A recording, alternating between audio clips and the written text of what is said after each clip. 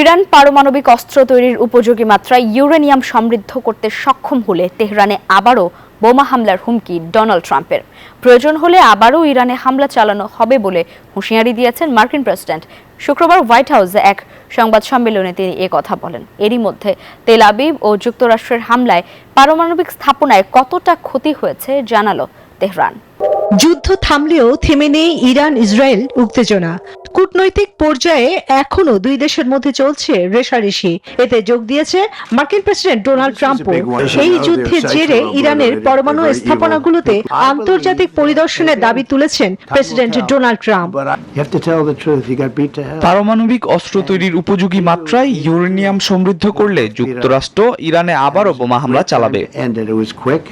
এরই মধ্যে তেহরানের জাতীয় পরিষদ IAEA সহযোগিতা চুক্তি স্থগিতের বিল পাশ করেছে।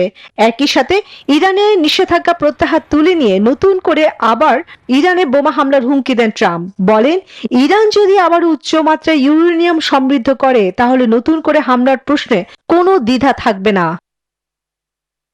বান্ডেল থাকলে প্রতি সেনমানিতে টাকা বাঁচবে।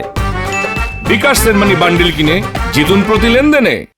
ইরানের পারমাণবিক স্থাপনাগুলোতে ইসরায়েল ও মার্কিন হামলায় ব্যাপক ও গুরুতর ক্ষতি হয়েছে বলে জানিয়েছে দেশটির পররাষ্ট্রমন্ত্রী আব্বাস আরাকচি। শুক্রবার সন্ধ্যায় একটি রাষ্ট্রীয় সম্প্রচার মাধ্যমকে তিনি কথা বলেন। ক্ষতির পরিমাণ নির্ধারণে ইরানের পারমাণবিক শক্তি সংস্থা কাজ করছে বলেও জানান তিনি।